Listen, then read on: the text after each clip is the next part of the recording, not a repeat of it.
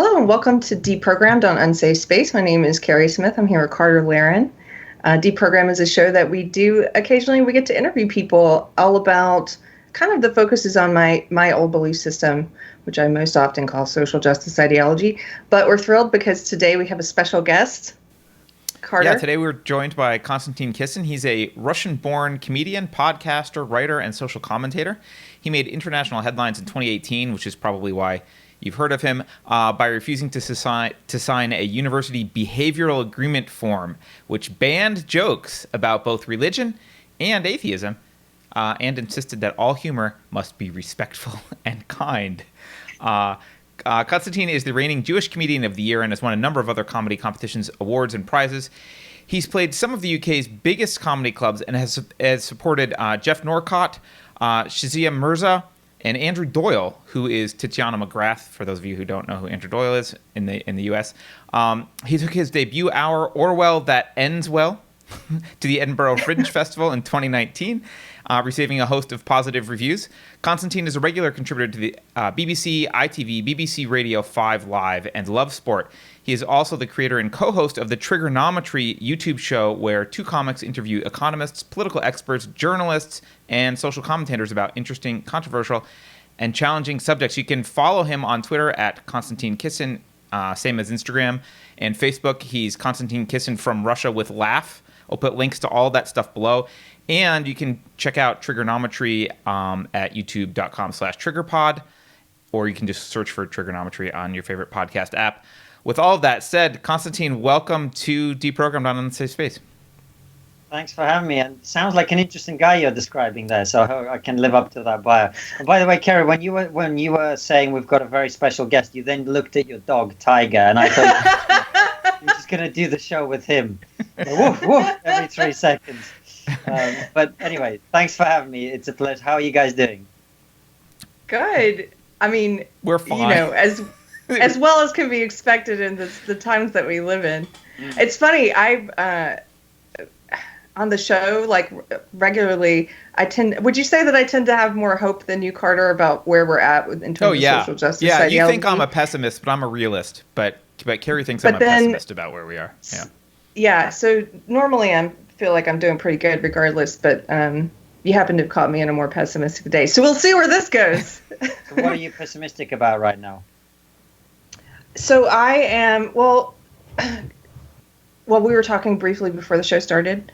I'm hearing from more people. We don't have quite the reach of Trigonometry yet, but we have grown a little in the past couple of months. And I think just because my old belief system has become so predominant, that there are people who used to write me off as kind of a ranting lunatic who are now contacting me and wanting advice on what to do in their workplace, or how to talk to their children if their children are coming home and speaking some of these things about like toxic masculinity or white privilege. And so some days there's more of those than others, and it starts to get me down. But in general, I have a lot of hope about where we're headed. So, but enough about me. I wanted to ask you, so for most of the people in our audience know who you are, but can you tell us a little bit about the behavioral agreement you were asked to sign and how that thrust you into the spotlight? Yeah, so Carter, when you read it out, there's actually about 13 other things that they said that I couldn't joke about. So it was, I can't remember the full list now. It was even worse than that, is what you're saying. Yeah. Oh, way worse than that, yeah. It banned jokes about racism, sexism, classism, ageism, ableism, homophobia, biphobia, transphobia, xenophobia, Islamophobia, anti-religion, anti-atheism. And then it said all jokes must be respectful and kind. That's totally reasonable. I don't know why you wouldn't sign it. Because I'm racist, obviously. At least that's what I heard you were a Nazi, decided. So yeah. Yeah, same thing. Jewish Nazi, great niche for a comedian. But yeah, it was I was performing at a comedy club in London, one of the biggest clubs here in the UK.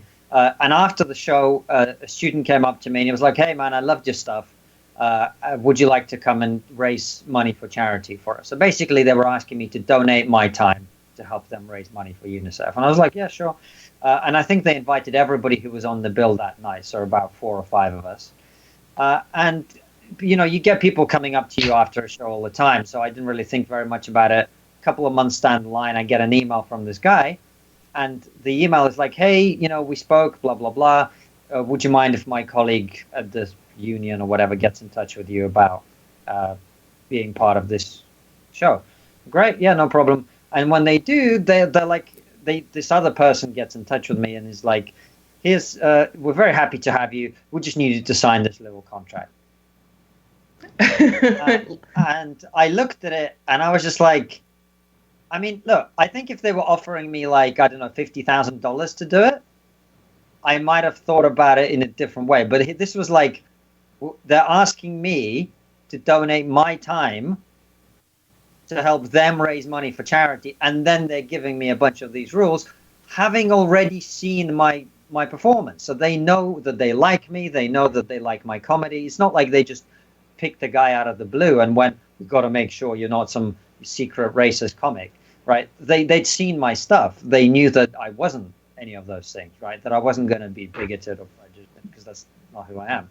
And I just thought it was quite insulting, first of all. But also, and here's, you know, your old belief system, as you call it. This is where that comes in, is I was aware, particularly through doing trigonometry, but also just through being alive and paying attention to what's happening in society, that this was a mindset that was spreading. Mm-hmm. This idea that words are harmful, that words are violence, that safe spaces are needed, that we must protect people from being offended. I saw this happening. I saw this happening in the media. I saw this happening on television. I saw this happening through doing trigonometry. I saw this happening through performing comedy, where, you know, I have jokes. I know I'm quite dark-skinned, and I talk about coming to Britain from Russia. And people, you know, being rude to me on the basis of my skin color and all that sort of thing. And I saw over the years of me doing comedy that jokes about that always got a big laugh from ethnic minorities. But increasingly, the white people would clench up and tighten up and start looking around for an ethnic minority person to approve of them laughing. Right.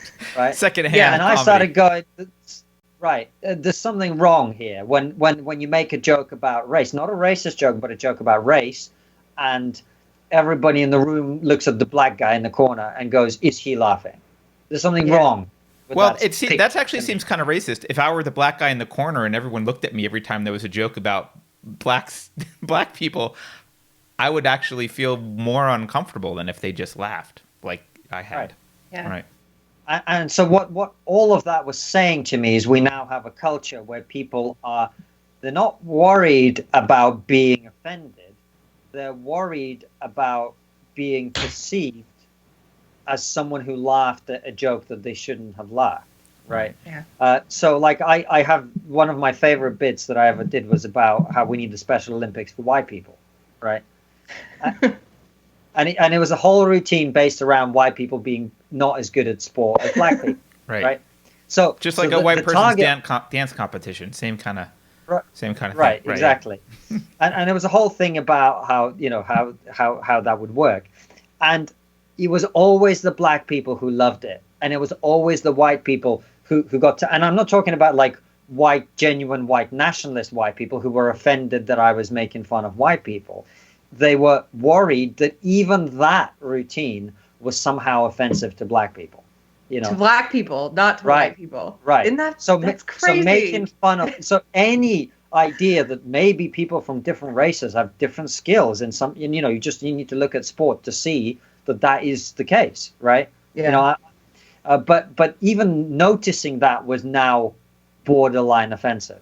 Yeah. I just emailed them back saying, you know, this isn't how comedy works. You don't get to tell us what to do. The people who decide what they say on stage are comedians. And, you know, the freedom to explore is very important. And I tweeted about it to my then 1,000 followers. I was really not a Twitter person at the time. But it just so happened that a couple of people picked it up. And then I woke up the next day and it was like a major international news story.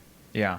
I saw that original tweet and it went viral. And I was so encouraged because having come from the social justice world, but also specifically the comedy world, working on the business side of comedy.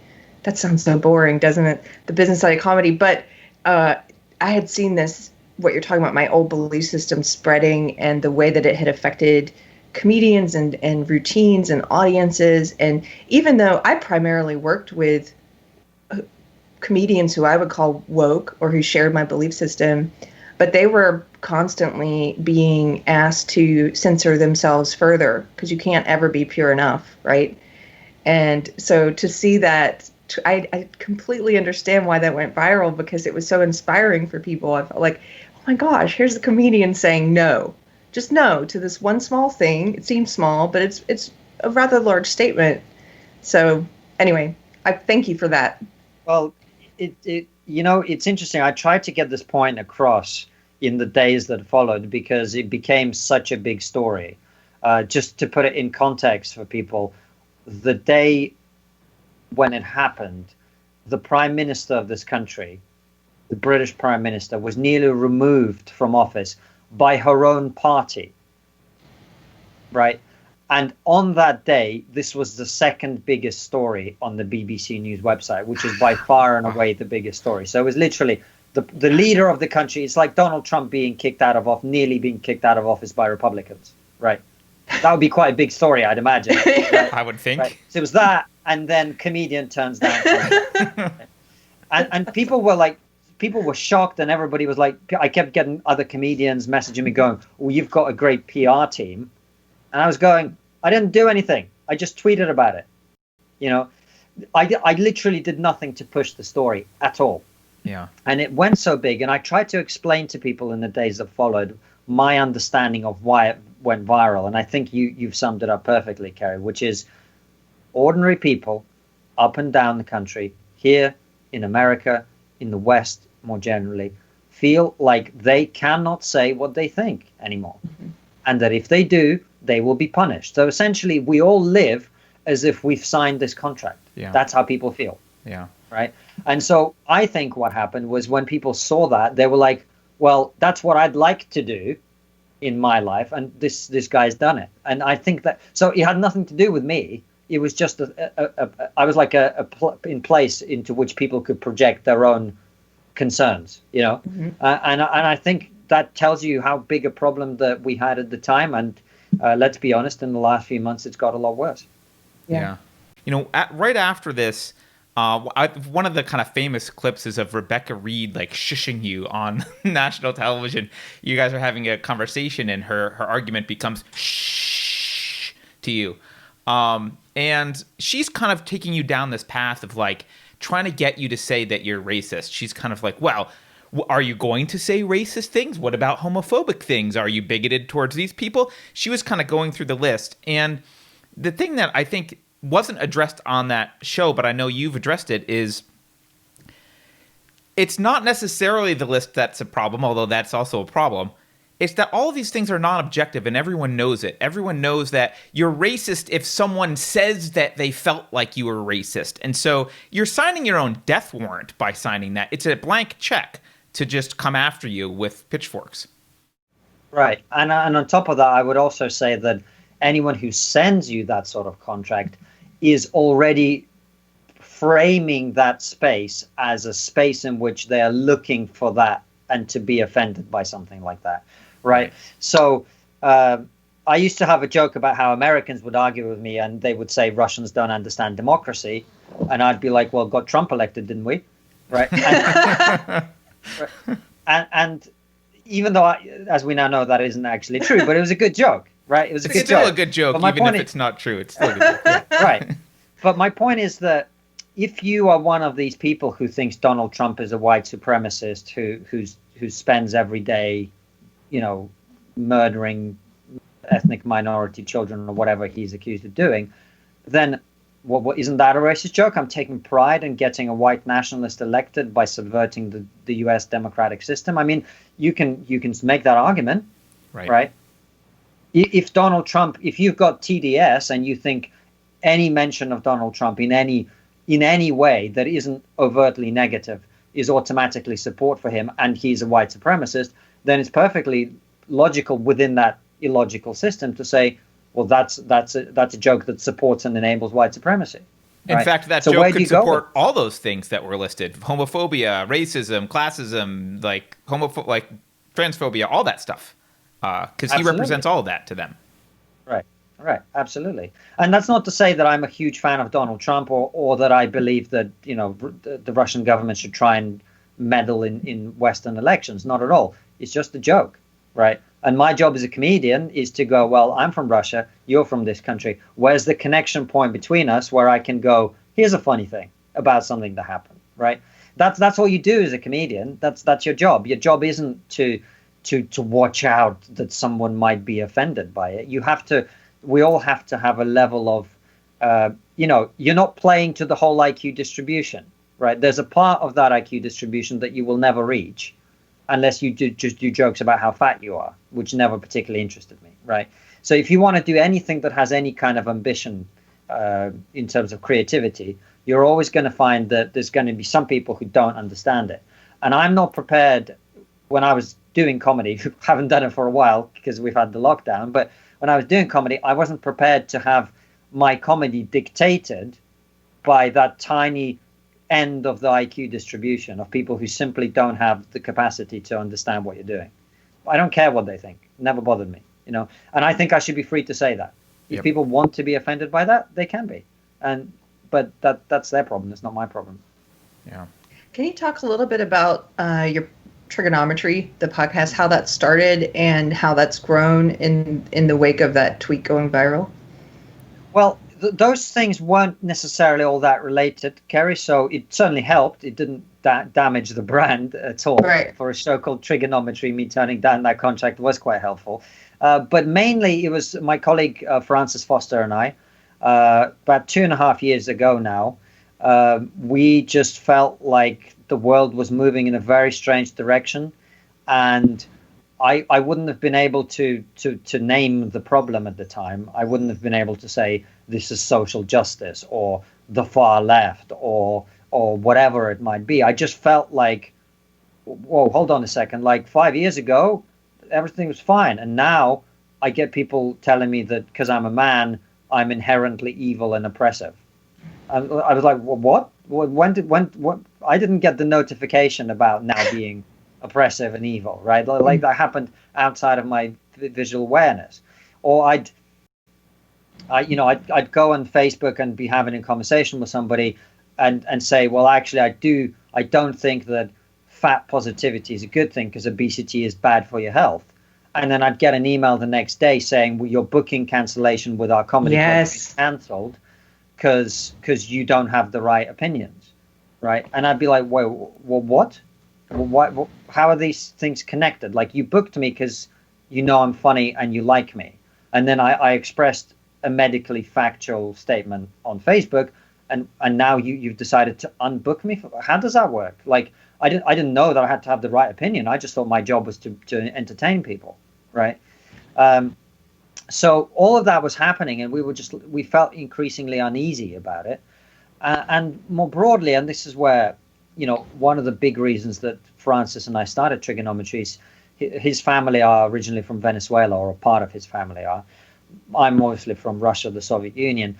And what I see is that all of this stuff that you describe as your former ideology or your old religion, in a way. Right. Is, we can talk about different aspects of it, but at the core of it, it's an attempt to destroy Western civilization from within. It is an attempt to undermine and tear down all the founding principles of Western civilization that have made it the one place that is actually, quote unquote, progressive in the world. The place where gay people don't get thrown off buildings. The place where women actually have the right to drive a car and vote in elections and not be beaten up by the husband, and if that happens, for the husband to be prosecuted under the law, right? Russia, for example, just decriminalized a man beating his wife, right? It's no longer a crime, right? So, and you can go down the list in terms of freedom of expression. It's one of the unique places in the world where you can speak freely, right?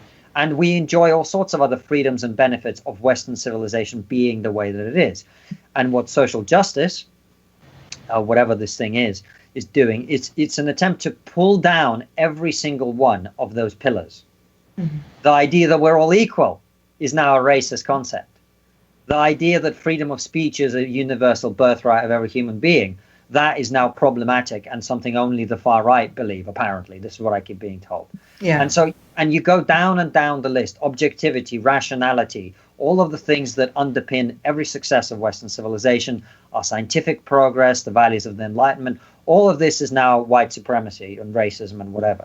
Right. So what I see, and what Francis, I'm sure, saw, even though we had no language to describe it at the time, we just felt it, was something's wrong, and all the things that we value about this society that we know is unique, right? Because we've experienced different things, they are under threat.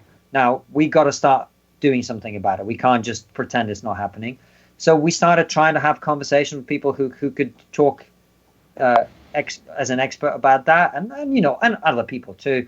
And with doing that, we've got into all sorts of other areas and issues. But that was the kind of where the whole birthplace of the project is from.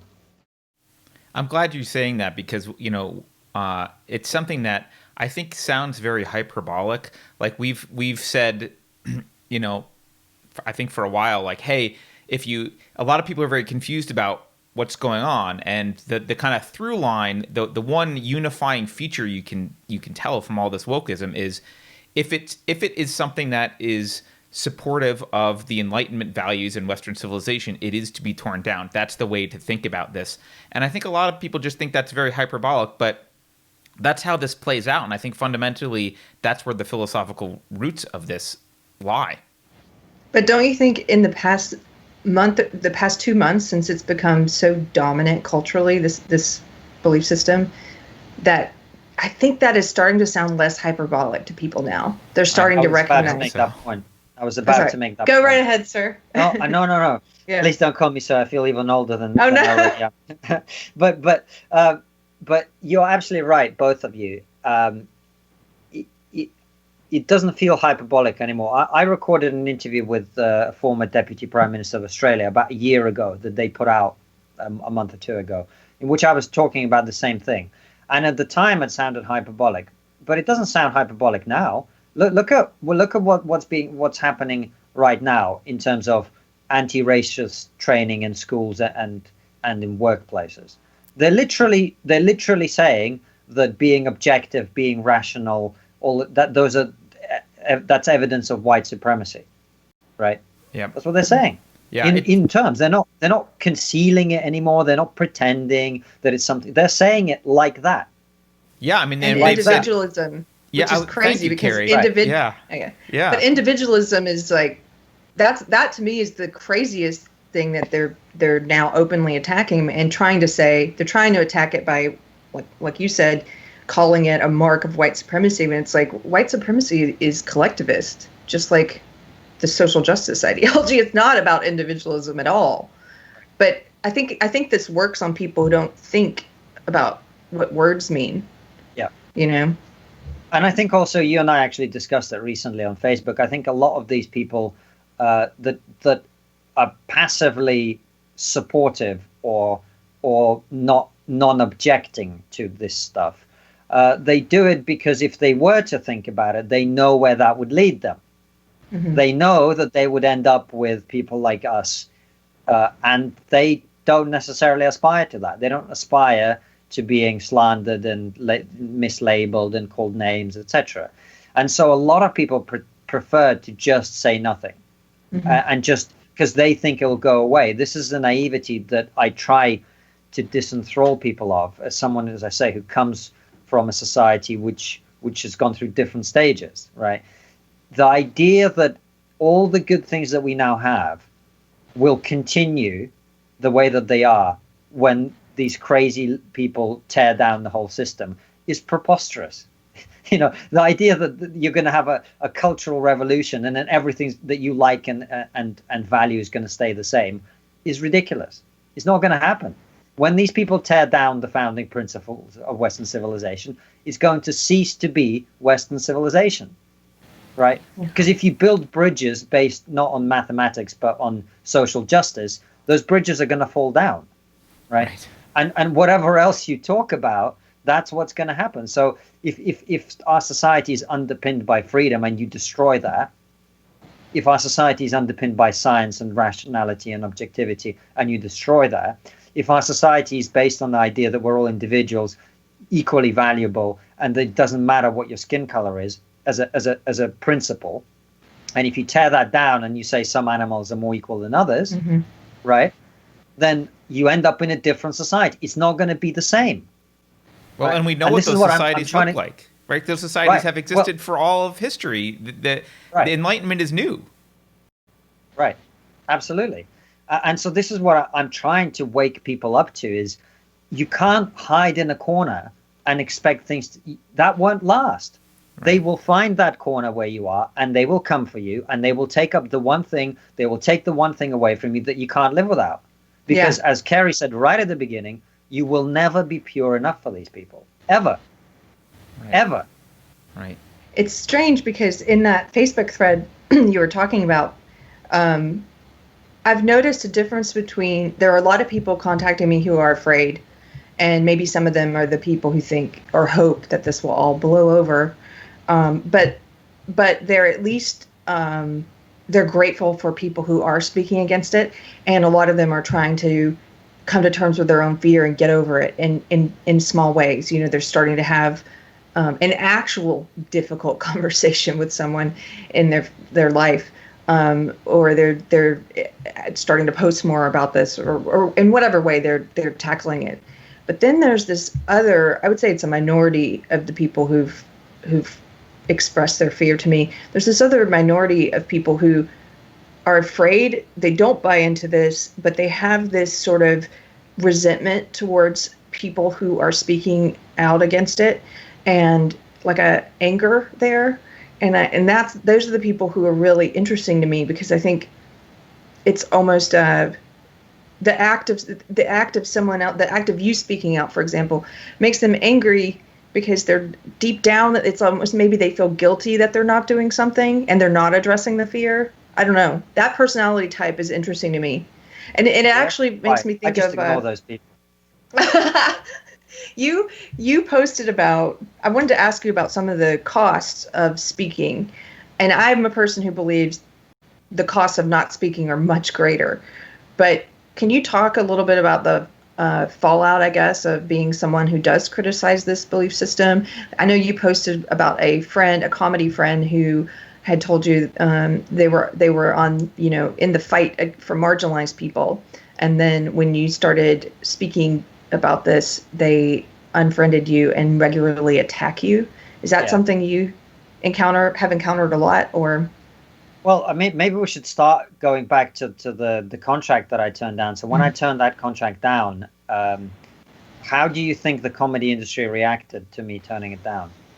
Oh, I'm sure you were lauded. I'm sure, and given awards for your principled stance. Right. Well, I actually kind of, and this is going to give you and your viewers an indication of how genuinely stupid and naive I am. I actually thought I would be lauded. Right? That's how stupid and naive I am, because I was like, we're comedians, right? Like, our job is to like push boundaries and to maybe go where a straight talking person can't go, and like that's our job, right? Like, we go on stage and we say these crazy things, and sometimes they're just stupid and funny, and sometimes we're actually making a point that no one else can make because we are the court jester, right? Yeah. And so like I'm helping us, the court jesters, like get a better deal here, right? I'm trying to say, let's not allow us to be trampled on. Let's allow us to have our space to speak. Turns out not everybody thinks that way in comedy, apparently. So within literally hours, I found myself on a radio show with a well-known feminist comedian. It's a bit of an oxymoron. Say, is that a thing? Yeah. Those were my clients, Carter. Oh. No wonder you don't have a job anymore. Yeah. So called Kate Smurthwaite, who called me alt-right and a Nazi, and like this is how a lot of people in the comedy industry reacted. The biggest comedy critic in this country wrote a whole piece about how the only reason I turned down this contract is because I must have wanted to be racist. Right. The biggest comedy critic. It's not some random person, right? And later, when I did my show, Orwell That Ends Well, he talked about how I'm, quote unquote, challenging the liberal consensus. Right. So by talking about freedom of speech, I was challenging the liberal consensus. They use that word incorrectly all the time. Right. Like, how liberal is your consensus exactly? Right. So, yeah, the truth is that the people who speak out against this stuff will likely be driven out of whatever profession that they're in, particularly if it's a profession that tends to attract quote unquote open-minded liberal people, right? If you're in a quote unquote open-minded liberal profession, those people almost certainly punish you for having your opinion. Right. Having said that, I don't know that that is a particularly high price to pay. Because if you genuinely believe what you believe and you understand where this is going, then in my opinion, the cost to you personally of not speaking out is far worse, which is to live an inauthentic life. Yeah. And I believe that if you are not everybody's like this, but if you are the sort of person that can't not feel what you feel about it, then the cost of not speaking out about it and not doing something about it will, in the long term, be far, far worse. Far, far worse. Because sure, you'll be forced out of comedy to some extent, but you'll find your way. You'll find friends. You'll find like-minded people. The three of us having this conversation, we're all finding our way in a different direction. And the truth is that the way that the comedy industry was going, it's become so woke that simply by virtue of, in their mind, being white and having a penis, I was highly unlikely to get anywhere anyway, just by virtue of those two things, because of the way the comedy industry now works. You have to be from quote unquote an oppressed background to get any TV opportunities in this country. Right. If you're not already on TV, you're not going to get on TV, is basically how it works. There might be one or two exceptions, but they're like the token now. You know what I mean? Yeah. Yes, I to a large extent I've lost that, but with Trigonometry, I have a much bigger audience and I can perform comedy to my audience, you know? So you will always find another way, but you'll never find a way to explain to your children why you drink so much, right? You'll never find a way to explain that. I'm glad you're saying this, because this is one of those things where, you know, you're acknowledging that there is actually a cost, and yet and like you said earlier, it's no longer hyperbolic. It's pretty obvious to see that this is a battle for the survival of Western civilization. And for you to say, yeah, but I didn't want to rock the boat at work and lose some friends, you know, you're riding on the coattails of Western civilization. You're enjoying all of the benefits of being in a civilization built by Western values and standing by passively as they're actively torn down by people. And I don't think that's healthy for your psychology. If you know that's what's going on and you're choosing that, I don't know how that's good for your long-term psychological health. And not just your own. I mean, Keri, you brought it up, and I think it's a super important point, which is you're getting people contacting you saying, well, what do I do about my children being indoctrinated with this stuff at school, right? Well, let's say you don't have kids now. Let's say 10 years from now, you do have kids and they're about to go to school. And they're being told that if they're black, that this is how they must think, right? You're a black person, you're oppressed. And if they're white, they're being told that they are imbued with original sin for which they must perpetually atone, right? Whether you're black or white, do you want those outcomes for your children? And how are you going to deal with it then? Because there's not going to be anywhere to run, right? Where are these non-woke schools exactly? Most of the schools around the country, your country, my country, everywhere, they're all imbued with this ideology now. And so what are you going to do then? Okay, you kept quiet, you made your money, you made sure you could pay for your children's college, you've sent your child off to college, and now she's come back with pink hair and a new gender. Right? Is that what you wanted? Right. Yeah. Was that why you were keeping quiet? This isn't going away unless people do something about it, and everybody's going to pay the price. And look, guys, I mean, the question you're bringing up now is exactly the question that's on everyone's mind. We just had Brett Weinstein on Trigonometry, and we'll be putting that interview out this Sunday. And I said the same thing to him, man. It's like, you're telling people they need to be brave, but aren't you being unrealistic? You as an evolutionary biologist are demanding people sacrifice themselves for the greater good. That's not how people evolved, right? And he was saying, well, that's not what I'm saying. I'm saying you need to sacrifice something for your own benefit down the line, because this is going to be way worse if you don't do it now.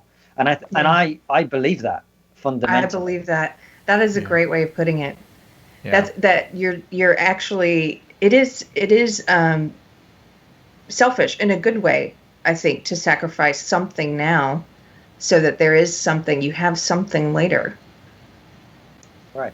Selfish in the way that you use it sometimes, Carter, in the good selfish way. Yes.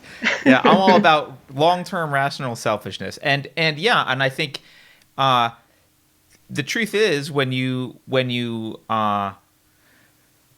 part of what makes humans is their ability to long-term plan, right? It's not, you're not reacting in the immediate moment to stimuli. You're planning. You're like, oh, we need plant crops now and work so that we can eat later. And like that's part of using your rational mind. In fact, it's probably one of the most important parts of survival. So this is just like that. Take some heat now, because otherwise your life's going to be much worse later if you don't fight this effectively. And I think, Keri, you brought up the purity spiral stuff at the beginning. I think a lot of people don't realize that you being passively silent, you still get shot. You might not be the first person to get shot, but you're on the list once we reach the totalitarian hellhole of whatever the woke vision is. You're still on the list of people to be executed. Just because you kind of kept your head down and mouth shut doesn't mean you're going to be saved from this. Again, that might sound hyperbolic, but I don't think it is. Well, this is actually a really good point as well that you bring up that I probably should have mentioned myself, is like, guys, it ain't the 15th century anymore. They aren't burning us at the stake, right? No one's burning you at the stake, right? No one is tearing your tongue out with metal, whatever they forceps. I'm not that well educated on that part of it, but on the whole torturing thing. But they're not doing that, right? No one's coming to take your life away, not yet, right? So if people were prepared to resist that sort of stuff before, and they were being burned at the stake, why are you sitting and talking about, oh well, I might lose a friend or two? Right. It's really not. It's not the 15th century, right? So whatever concerns you have, you got to know that in relation to the entirety of human history, you're not being thrown to the lions here. Do you think people are just in that's denial? The other side of it. Do you think people are just in denial that this is going to happen? It's like they're just hoping that if they close their eyes and stop paying attention, that they'll wake up in 10 years and things will be back to normal. I think there's certainly that sliver of people. I think it's shrinking, because the last few months have shown people that, first they're gonna talk, like this whole bending the knee thing may be less of a thing in the United States, but it's much more so here in the UK and elsewhere, because we have much more of a tradition of, you bend the knee for certain things. You get on your knee to be knighted by the Queen in the UK, right? You might get on your knee to propose to your future wife, that sort of thing, right? But also we have a feudal history, in which getting on your knee was a sign of submission. Right. It was a sign of you saying, you are my lord. You have power over me. Right. And it implies a force disparity. Right. And a status disparity. It's saying, I'm up here, you're down there. And so a lot of people are now seeing in a very visceral way what this ideology is all about. Right. It's about power. It's about saying, you're going to get on your knee. And initially we're going to say, well, it's a sign of solidarity with our movement, right? And then we're going to say, as we had someone on TV just yesterday having this, because Lewis Hamilton, the black Formula One driver, he went on his knee to express his support for BLM, and his team didn't, right? Or some people in his team refused. And you had people on TV saying, this is hugely problematic. They must all get on their knee. Wow. Right? Mm. So first it's going to be show solidarity. Then it's going to be get on your fucking knees. Yeah. Yeah. Right? And so people are starting to wake up to that. So that portion that you're talking about, Carter, people who are going, well, this will all blow over. I think that is shrinking rapidly. Because well, that's good. The sort of, in a way, yeah. It is. Can good. you, I think people are curious about what is different about the people who seem to have been inoculated against this ideology or did not fall into it, and also for people like myself who did fall into it, how they came out of it. But what is it about you and your background, or your characteristics? What do you think it is that made it different? Because you were expecting, as you said, the comedy community, these are comedians, therefore free speech, right? They're going to like the fact that they're going to agree with the fact that I'm not signing this contract. But so many comedians have fallen into this belief system. What is it about you that helped you see through it, do you think? Well, I'd say two things. I had a domineering father, or he was domineering when I was growing up. Okay. So him and I got into a lot of arguments. And I learned from that period of my life that I'm not prepared to have someone who's in authority tell me what to do if I don't think it's the right thing to do. And I get on great with my dad, and I think partly it's because I am the one person that was not prepared to take a shit, Okay. And we have a great relationship now because of it, to some extent. But when I was a teenager, it was very much unstoppable force meets a movable object, So I imagine part of it is also genetic. And the other part of it is that my grandfather, and this was what my show Orwell That Ends Well was all about, is my grandfather was a dissident in the Soviet Union who in 1979 made a comment about the Soviet Union's foreign policy. He said that the Soviet Union was wrong to invade Afghanistan. And the next day he was arrested by the KGB, interrogated and fired from his job. His wife was fired from her job. Both their children, that's my dad and my aunt, were kicked out of university for this comment. And he made this comment in private to one other person. He didn't say it on TV or on the radio. He didn't go and do a protest. He just said it in private. And within 24 hours, he was arrested. His whole family was in trouble. Right. Wow. And eventually he was forced to leave the country. And that's how he ended up in the UK. And then my parents sent me to school here because he was already here. So I kind of had an example of someone in my life who was prepared to pay the price, And so I kind of always knew that some open mic comedians being upset with me wasn't going to be the worst thing that ever happened to me, Do you, I assume you've got contacts from, maybe in your community, you've got people from former Soviet states more than we do here in the US. It's been my experience, and I'm wondering if you have the same experience, that actually a lot of people who lived under communism tend to be the most able to stand up to this kind of stuff. Is that just my perception, or do you find the same thing? No, it's 100% right. And the reason is that we've seen the shit before. We know where it leads. Some animals are more equal than others. We've read that book, right? Mm-hmm. We've read that book. And we not only read that book, we've seen it in real life. We've heard the stories. We've talked to our grandparents and great-grandparents and heard their stories. We've seen what happens in societies where having the wrong opinion gets you punished.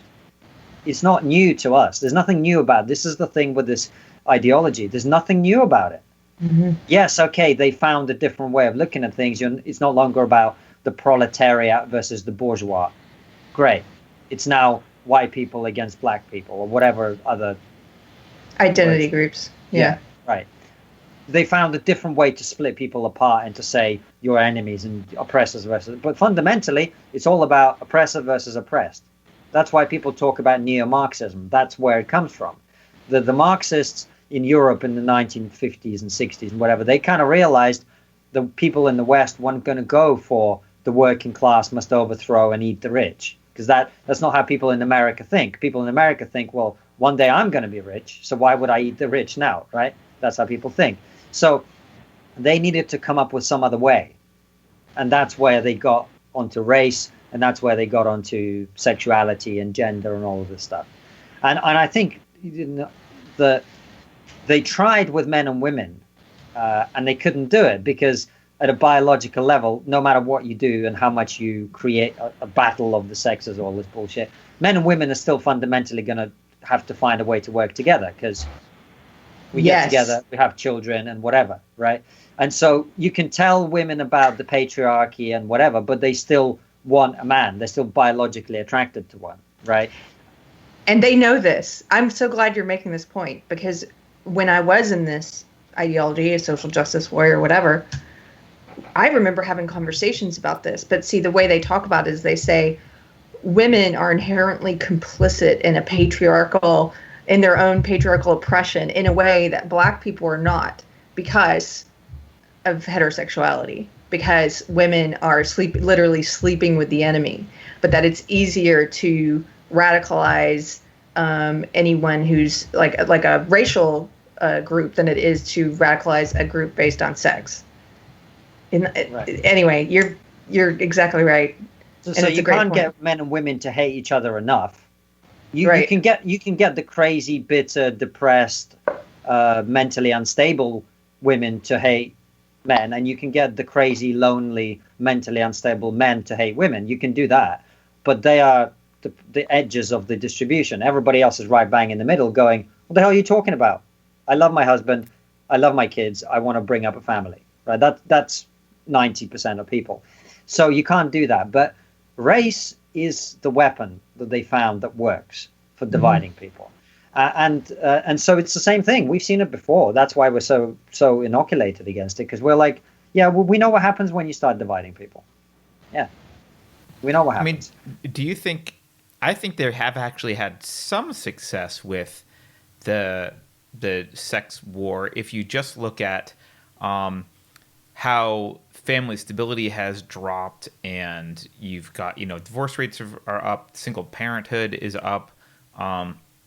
It seems like you're right. They can't actually eradicate it completely because there's biological drivers there. And they did have a movement where they tried to push women to be lesbians, probably for the reasons that Keri outlined, so they would stop sleeping with the enemies, right? But they've had some success there. It just wasn't total enough, I guess. It wasn't total enough, and we knew this. We were like, it's hard to. The way they speak about it is different, of course, because again, they say it's like a complicitness that women benefit from their own oppression in these ways, and therefore it's going to be hard to. You're spot on about the best way of dividing people. Yeah. So they found it.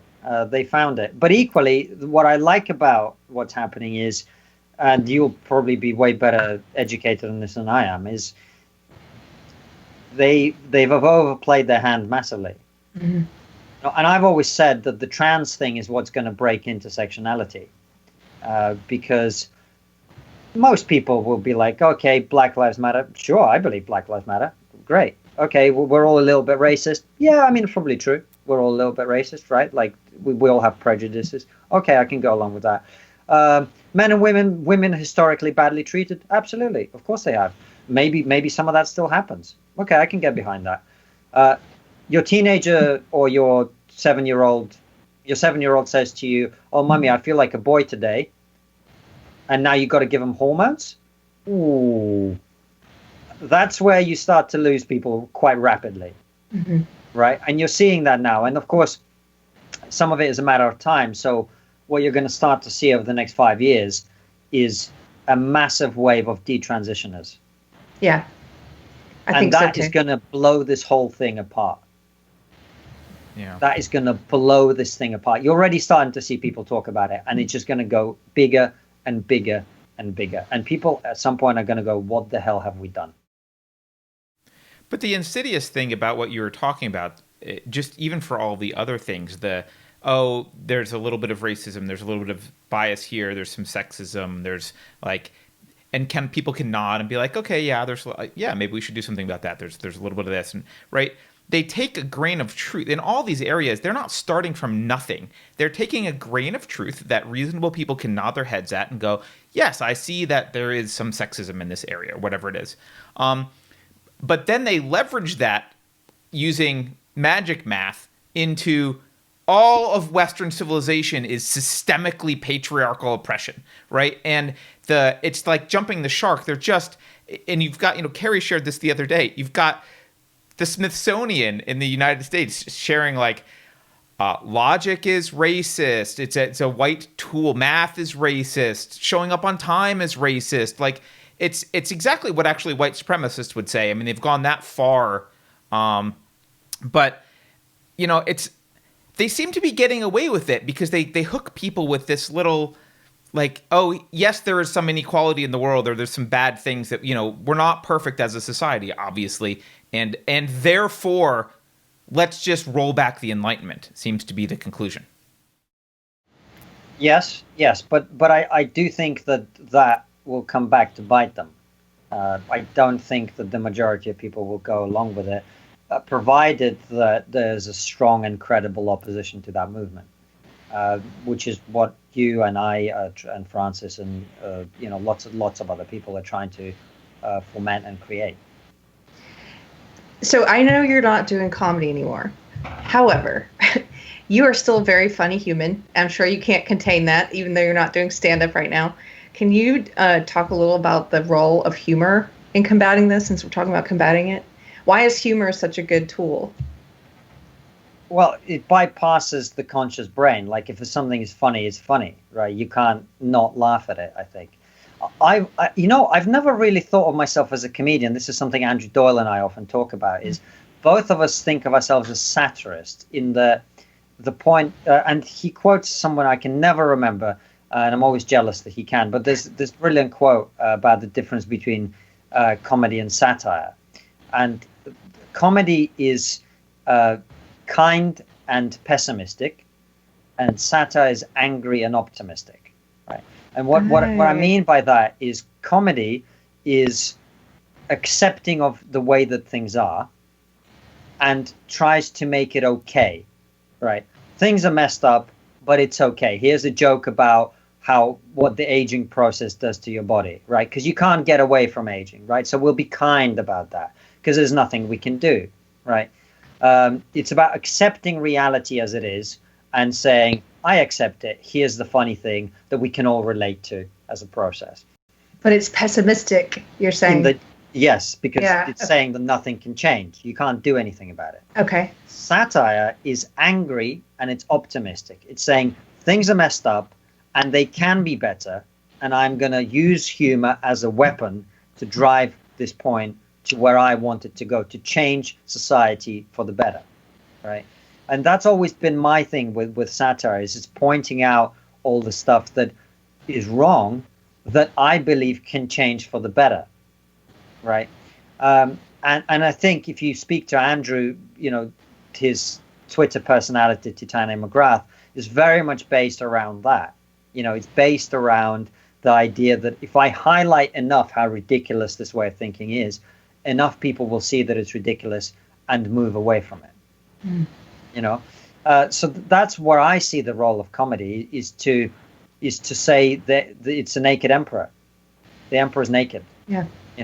And to find a way of doing that. So, and I think it was George Bernard Shaw who said, if you want to tell people the truth, make them laugh, otherwise they'll kill you. So I think that that's how I've always thought about it. I like that. That's a great distinction. Yeah, I hadn't thought about that distinction, but it's great. Can I ask you about you actually defended, I don't know if defended is the right word, but John Cleese tweeted about London becoming, quote, I think less English or whatever.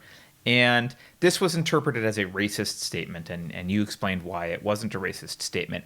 But there is one thing that I've noticed, and I kind of want your thoughts on this. There's this there's been this push to. It sounds like it's tolerance, but there's just been this push to equate cultures as if there's just all cultures are morally relative, and you're a bigot if you don't just accept one culture that happens to throw gays off buildings just as much as this other culture that thinks that's abhorrent. And any kind of chauvinism towards Western culture, towards the Enlightenment values, is somehow considered in the same category as racism. Yeah, that's a good point. I mean, with John Cleese, he said that London had become less English. And I was like, well, 42% of the people who live in London are, like me, born abroad. I'd imagine that would make it less English, right? I mean, it's not rocket science, right? Like if you had a glass of orange juice and then you replaced half of it with water, would it become less orange juice? Yeah, right. That's not racism against oranges. It's just a fact of reality. Yeah, look, the way we talk about all this stuff is just completely, it's crazy. I mean, I don't know where you start with all this stuff. And it's particularly interesting in the UK because we have a completely different cultural context to you guys, right? So if we talk about, let's say, the black community in America or the African American community, you could say that, the overwhelming majority of the people who are black in America are the descendants of slaves who were brought over from Africa. I would imagine that's accurate. Is that accurate? I don't know, but Yeah, I would think accept so. that. Yeah, Right. sure, probably. So if you talk about the African American community, that's broadly speaking a reasonable categorization. You can talk about that group as having similar values, similar ways of thinking, similar history, etc. Right? Like as a group of people, that's a pretty reasonable approximation. Yep. In the UK, that is completely untrue. So a lot of the people who are black in this country, the vast majority of them were not brought to the UK as slaves, first of all, right? The vast majority of them came here in the 60s, and a lot of them came from the Caribbean, from the former imperial colonies, and a lot of them also came directly from Africa, right? They were never slaves, they were never taken to the Caribbean, and those two groups of people could not be more different if you tried, right? They have different experiences, they have different educational outcomes, they have different earnings, they have different cultures, they vote for different parties, right? All the MPs for the Conservative Party, which is the right-wing party, the centre-right party in the UK, they all come from African backgrounds, whereas Afro-Caribbean people are much more likely to vote for the left-wing party, right? So Africans are much more socially conservative, right? That they have bigger, like you can look at it in 100 different ways. Those two groups of people are completely different, and yet they're called the black community, right? Right. We have this other thing called the BAME community, which is Black Asian ethnic minority ethnic, right? So in that community, you've got black people from all the different countries. You've got Pakistani Muslims and Indian Hindus in one group. These people are fighting a nuclear war Right. back home, right? But they're in one group here, Yeah. right? So the way we talk about all this stuff is moronic. It's absolutely moronic, and we import a lot of it from you guys. So thank you very much. Yeah, you're welcome. It's inadequate. Yeah. Yeah. Yeah. It's Well, inadequate and it's inaccurate. It's because their categorization ultimately is white and non-white. That's the categorization. So all those groups that you just mentioned share the non-white attribute. And if you're going to tear down Western civilization, part of their target is what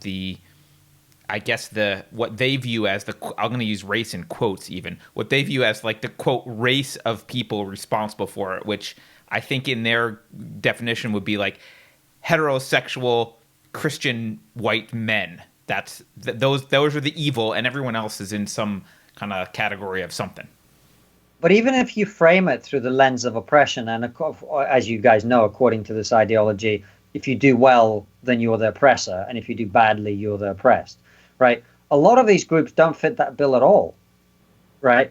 West African, particularly girls, but boys and girls, do incredibly well in education in this country, right? They're black.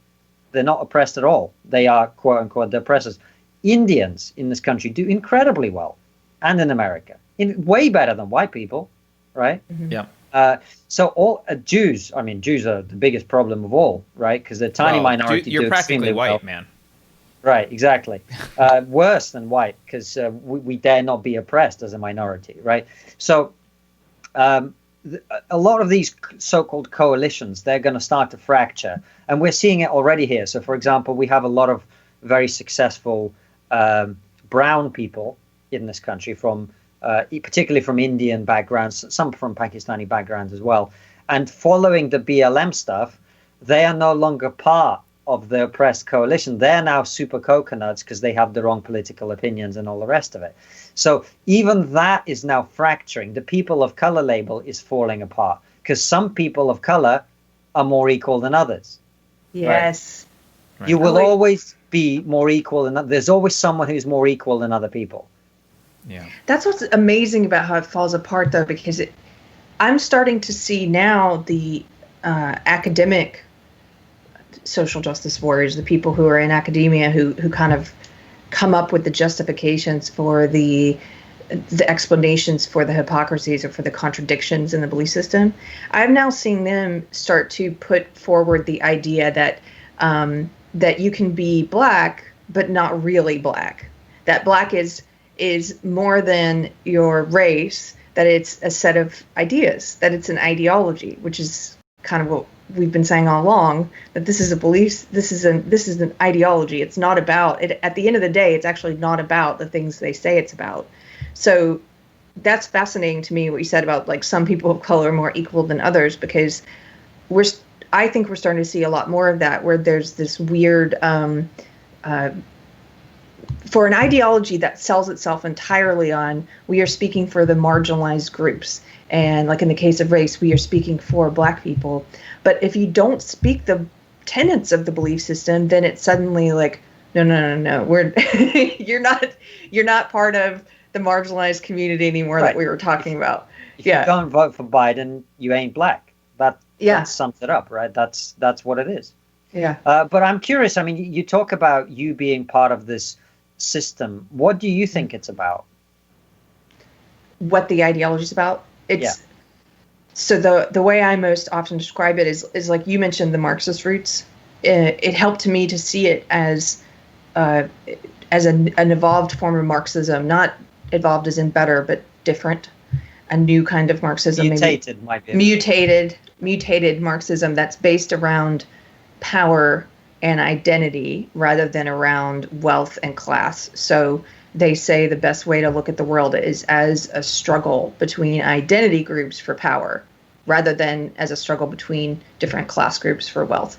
And so they are like the Marxists, they're trying to redistribute power, not wealth. And they do that by treating you as a member of these identity groups rather than as an individual. They judge your power, the amount of power that you have, as being based on which boxes you check off. And it's funny because Carter and I have been talking about this since he first interviewed me and we started the show. I told him, I think that was the first time you'd heard it, right, Carter? That when someone passes away, social justice warriors will say "rest in power." Yes, I had not really heard creepy. That at all. Yeah. Okay, so now that the ideology's gone so mainstream, I'm starting to hear it a lot more. It's not just some weird fringe group of people. Now, with Representative Lewis passing away, for example, we saw like a whole round of people, a lot of blue check marks, like elite figures, but also just random everyday people who are now saying "rest in power." And rest in power, even when I was a social justice warrior, used to kind of creep me out, and I couldn't really put my finger on why. But now looking back at it, it's because it is revealing, to me anyway, I think it's revealing about what's at the core of this belief system. It's about power. That's what they worship. That's what the whole thing is structured around, is about attaining power. And so, of course, when someone dies, they view it as a sign of respect and something positive to say "rest in power." To me, I'm like, that sounds awful. I hope that you would wish me peace once I've passed away. I don't want to be resting in power. Please let me rest in peace. But yeah, I hope that's what makes perfect sense. Yeah, that makes perfect sense to me. But when I was in it, I viewed it as honest, this is going to sound dumb to anyone who has never been in it before and has always been critical of it, but I thought it was liberalism. I thought it was progressivism. I thought it was about ending racism and sexism. I thought it was about feminism. And so it was a slow build to where, you accept certain tenets of this belief system one at a time, and then it helps you to swallow the bigger things you have to swallow later on. And so they as you know, they control language. They redefine racism and sexism, which helps you to do the mental gymnastics required to be able to go forth and advocate on behalf of treating people differently on the basis of race and sex. You can do that because they've redefined those words. But for me, once it got to the point of in the 2016, once I saw that, okay, I'm being asked now to swallow censorship and the initiation of force, like violence against people that don't agree with this. And that was, I guess, a bridge too far for me. But it took me a while. I mean, it wasn't like I just snapped out of it, because I accepted all this stuff slowly for 2 decades. But that for me was like if they had started there, I would have never gotten into it, Right. It's like the boiling frog. You turn it up a degree at a time until you get there. Yeah, that makes a lot of sense to me. That makes a lot of sense. Yeah. I think if I was going to pick like 2 beliefs that they convince you of early on, and Keri, I'm curious about your reaction to this, but one of them is they talk all in terms of collectives. Like everything is talked about in groups. Every problem, every moral argument, everything is about group versus group. There's never there's never like reference to individuals. It's always individuals as members of groups, which is foundationally very different than the Enlightenment. And the other thing that they seem to do is they get people to view all relationships as win-lose rather than the possibility of a win-win relationship ever between 2 individuals. And so once you have those kind of underlying premises established, you can use fancy postmodernism language to kind of justify a whole bunch of stuff, and people don't really question it because they've accepted those 2 underlying premises without ever being really explicit about, hey, these are the things we're accepting, let's move from here. They just kind of work them in at the very beginning, and then they can manipulate you. At least that's my impression. I don't know. That resonates with me. I definitely, like I said, it's a collectivist kind of belief system. Konstantin, can you leave us with some words of hope? Words of hope. Well, I don't know if they're words of hope, but there's something that's been on my mind for the last few months, and maybe it's a sign that I have hope, which is at some point we're all going to have to start thinking about how do we come back together at the end of all this.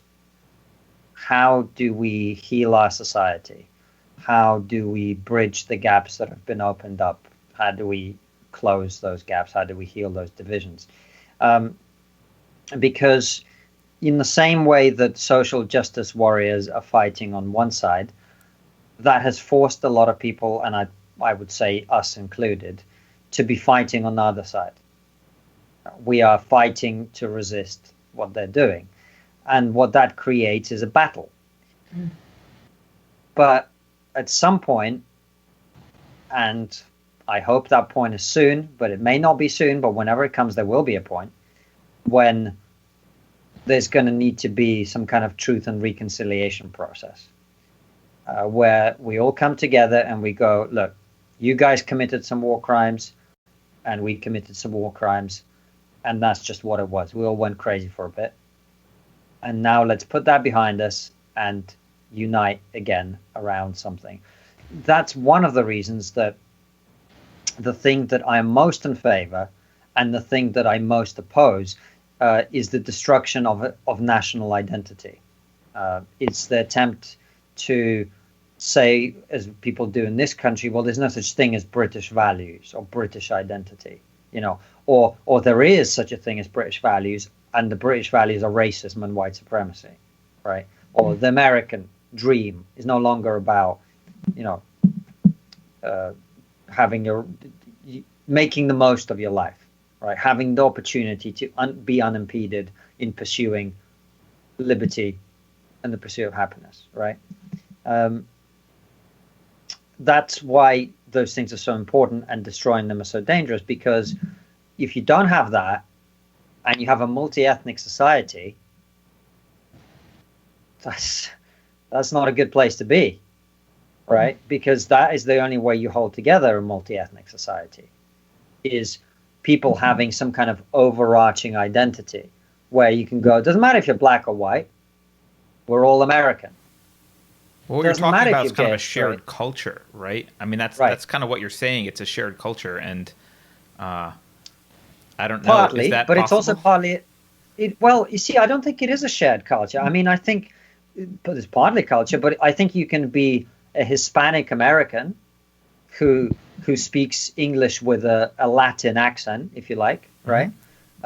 Who looks Latino, who has the culture of whatever country you or your parents may have come from, and yet still be an American and be part of the American dream, right? And you can have all those things, but you can still believe in freedom, the right to pursue your happiness, whatever else it is that forms the American identity, right? You may have a slightly different culture. You may believe in you may be more religious than other people, whatever it might be, right? So you can have a different culture, as long as you subscribe to those overarching values, right? Right. And it's the same here in the UK. Now, the moment you take that national identity out of the picture, and particularly if you encourage people into what has been called multiculturalism, which is really multi-ghettoism, right? Which is saying to people, oh, you're this, well, you stay with your people, and you're that, you stay with your people. And there is no thing that binds us all together. You're going to be in a very, very dark place very quickly if you do that. And so the question for me is, how do we restore our sense of common values and shared identity? Because that's what you need. That is the only solution to this problem, is to say, yes, Keri is a woman, Carter's a man. Yes, Konstantin is dark-skinned and you guys are light-skinned. But at the end of the day, we all believe in X, Y, and Z. Right. Well, and that is the most important thing. Yeah. Right. And that is the Enlightenment. So that's what we need to bring back. And I think those of us on this side of the conversation have to keep in mind of that Nietzsche quote, which is, those who fight monsters should see to it that they do not become monsters themselves. Because we are staring into the abyss every day, and it's inevitable that the abyss stares back into us. And so what we've got to do is retain our humanity as much as possible, and to be open to, people like you, Keri, who are ready to open their eyes and to shift and to say, actually, I don't believe this stuff anymore. And that's why whenever I'm talking with people who feel very strongly about the problems that social justice is creating, I'm always saying to them that if you're in a war, you've got to make sure, yes, you want to win the war, but it's helpful not to commit any war crimes in the process. You can't let it change you. Right. Because then what alternative are you offering anyway? Like you said, you're becoming the monster you fight. I'm so glad you mentioned that quote. That was one of the first, that quote stuck with me when I first started waking up, because I was able to see how my old ideology had made me monstrous. But it's continued to stick with me for that reason, because I could become monstrous on this side of this battle easily. And that's why people in our space, we have got to practice what we preach, and I don't see enough of it. And I call people out on it deliberately, because if you talk about cancel culture, which people do, then you cannot come to Trigonometry and go, oh, you interviewed this guy I didn't like, unsubscribe. Don't fucking do that. Right. Don't do that. Right. You want to unsubscribe? Completely respect that. Do it quietly. But don't try and influence me by punishing me for speaking to the wrong person. That's cancel culture. Yeah. Right? Don't do that. If you talk about the importance of forgiving people, and again, not having cancel culture where you can never recover from a mistake, forgive people for making a mistake on the other side. Yeah. Right?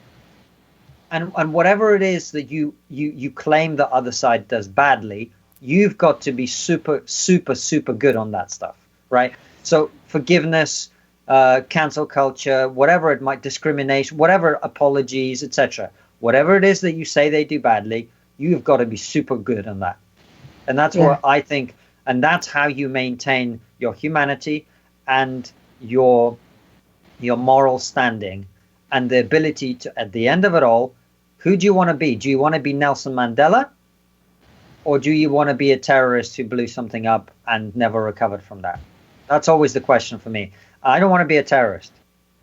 You know, it's very easy to destroy things, to blow things up. I could spend all day on Twitter or wherever it is just making fun of stupid woke people. And it's fun, and I do it sometimes, right? But at the end of the day, this has got to be a project for healing our society. And all of us have to play our part. Yeah.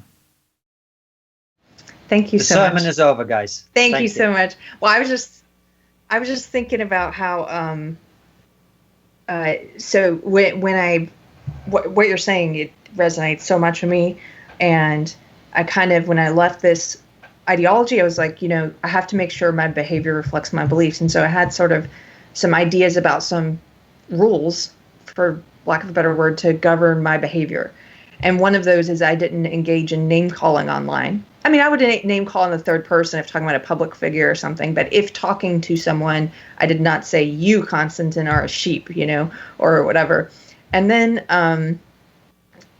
when the lockdowns first started here in the States, I allowed my anger to just animate me for a couple of weeks. I started breaking my own rules. I started name calling people I was having discussions with, and it was really that quote came back to me because it was making me monstrous, and I had to like set that aside. It wasn't working for me. It wasn't healthy for me, let alone the people I was trying to talk to, you know.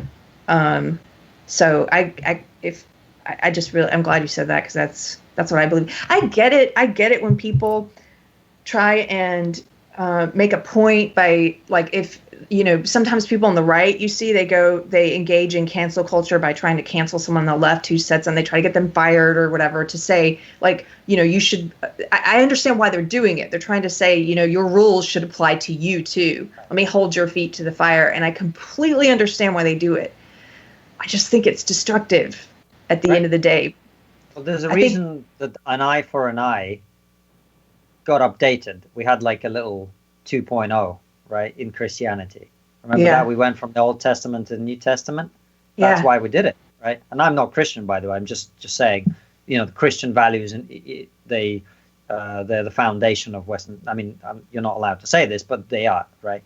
They're the foundation of Western civilization. So there's a reason we went from an eye for an eye to turn the other cheek, right? There's a reason for that. And the reason is we know what an eye for an eye does, right?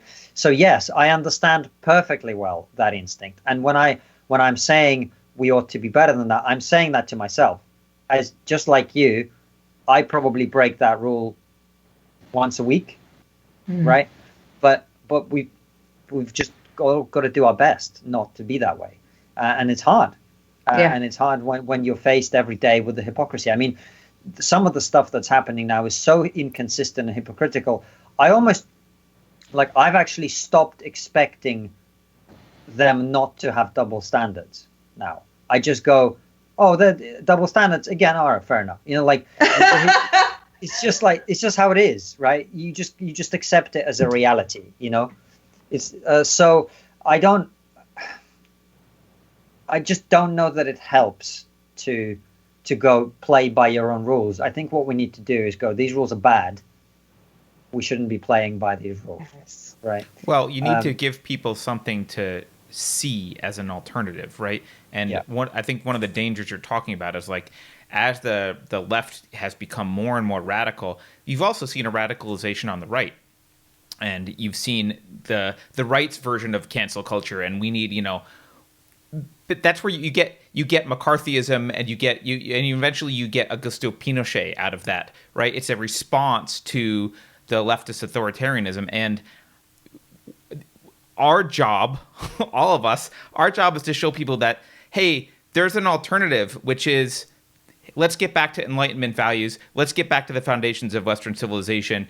And this is the way that we can be, and we're happier and more successful, and things go better for everyone. It's more just, and you don't have to live in this false dichotomy that's being built. Because actually, I think the left loves the false dichotomy. They want you to think, well, if you're not with us, like, you're one of these crazy Nazis. Obviously, that's what they want you to think. So, well, it's one of the things that people fundamentally misunderstand about me. A lot of people, including people who like and support me, think that I am against far left extremism. I'm against extremism. Right? I'm not against far left extremism. I'm against extremism. And if it so happens that 20 years from now, it's the right that's going down some crazy rabbit hole, I'll be opposing them. Right? Because I'm not against the far left extremism. I'm against all extremism in all its forms. I just don't think it's a helpful thing for society to be doing. So, and I think, you know, we all need to do that. We all need to oppose the crazies on both sides, because there's plenty of crazies on both sides, you know. And there are some genuine white supremacists, and there are some genuine racists on the right. The problem with what the left has done, as you guys know, is they've used those words so many times and so inappropriately that no one believes them anymore. Right. So when I say trigonometry was being attacked for weeks by white supremacists who were flooding our chat with gas the kikes and whatever, right? They don't believe me because they think, well, if you say white supremacists, that just means people who disagree with you. No, some people believe in actual white supremacy. Some people actually believed that Adolf Hitler was a misunderstood Austrian painter, as they describe him, right? Yeah.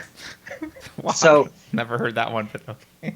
Well, we have a small bunch of these losers here in the UK who've come up with this shit, and so that's why I'm against all extremism, you know, and I invite people into that space in the center ground, as opposed to engaging in the same tactics, because there are a lot of people to whom the word leftist is now the same as the word Nazi. Like, anyone who disagrees with them is a leftist.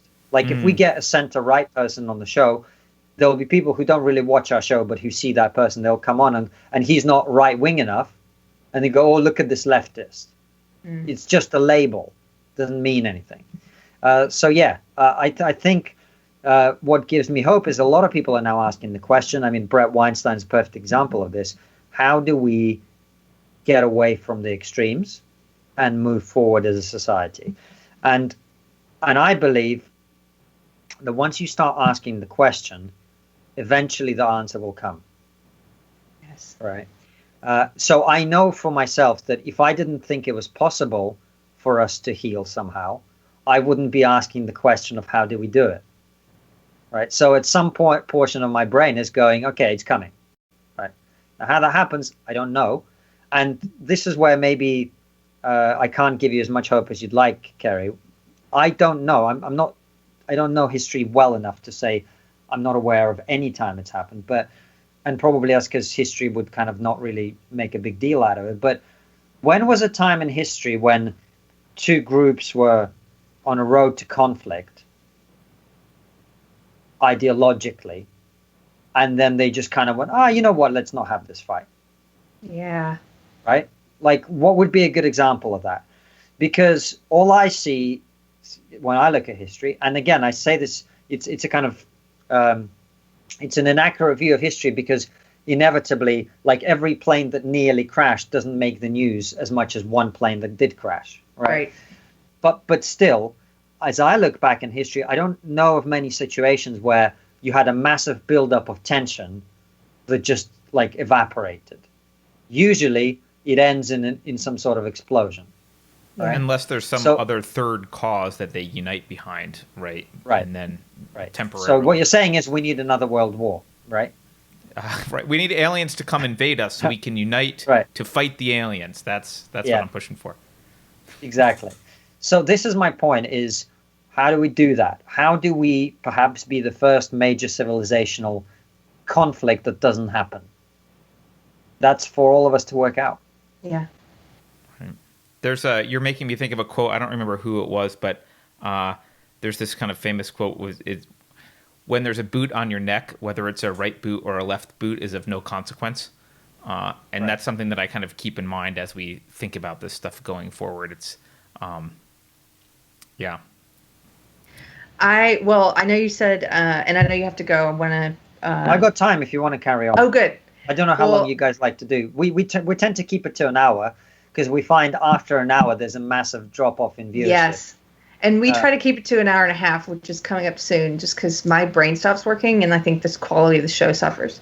So, but I was going to say what that answer is I would say Carter's an atheist. I'm a pretty new Christian, and we have a pretty diverse audience. I'm proud of like a lot of Christians and atheists who, if you can agree on some basic principles, it doesn't matter if you have a big difference of opinion about whether there's a deity or not. But I would say for any Christians in the audience, I mean, my mind comes to, especially with the talk about making sure that your behavior reflects your beliefs, my mind comes to Christ as an example, the way that he lived and what he taught. And like you said, turning the other cheek. So even if you're not a Christian, just looking at that story, it's such that's a true revolutionary way of living. We're not used to that. It's not human nature to do that, to live in that way or to try to live in that way. And so that's where my mind naturally goes. Just someone who's new to the faith and trying to make sure that my behavior reflects my beliefs. And like you said, we all have bad days. It's not about being perfect either. We all have it's like going to the gym. You have to keep exercising it every day, I think, in every interaction that you have. And some days you're going to suck at it. Right. Exactly. Well, maybe on the final point then, very much in that mold of things, we just published an interview on Sunday with a woman called Dr. Ella Hill, who she was a victim of what in the UK are euphemistically called grooming gangs, which are essentially they're predominantly groups of Pakistani Muslims who were preying on gang raping, torturing, beating young white British girls, many of them children. And she was a victim of one of these. She was raped almost daily for a year, beaten, tortured, the worst things that you can imagine. And she was talking about how being a devout Christian, and I'm not a believer myself, that she made a full recovery. She after all this happened to her, she got no therapy, as far as I understand it. She went to the police 5 times and they said there's nothing we can do. Her perpetrator was never arrested. There's never been in prison. So when you talk about no justice, no peace, that's some serious no justice right there, right? But she went on to go to medical school, become a doctor, a mum to 2 kids. She's got a happy family, very successful. Everything's good in her life. Even though this issue has been suppressed for 20 years and no one was allowed to talk about it, right, in this country. And she talks about how when they were beating her, she was praying, God, please forgive them.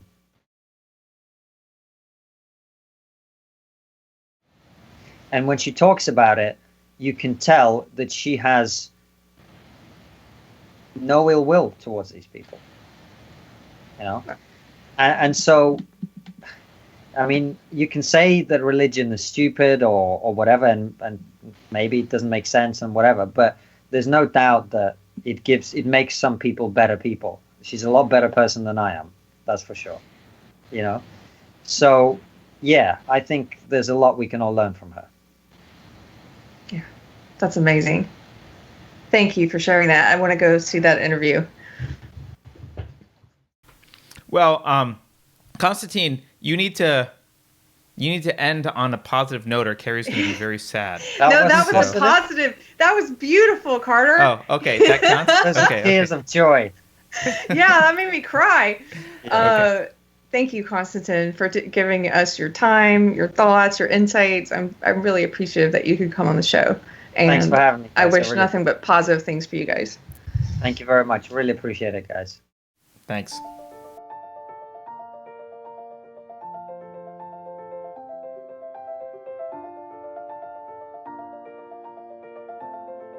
Thanks for watching.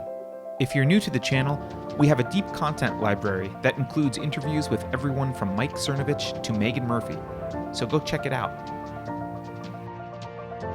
If you'd like to see more, please consider supporting the show by visiting unsafespace.com/donate. You can find us on all the major social media platforms, at least for now, and you can find a community of like-minded individuals on our Unsafe Space chat on Telegram.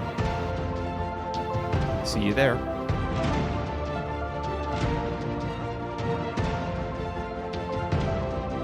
Warning. This is an unsafe space. Dangerous ideas have been detected. The content of this production has not been authorized by the Cathedral. Pay no attention to it. For your protection, the following co-conspirators have been unpersoned and marked for cancellation. Please avoid any contact with these individuals. I have calculated a 98.2% chance that these are all Russian bots.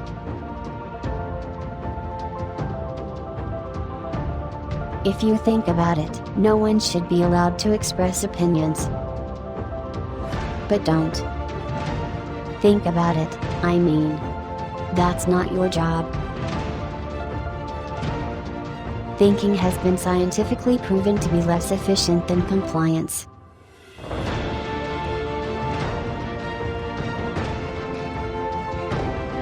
Robin DiAngelo is definitely not a con artist.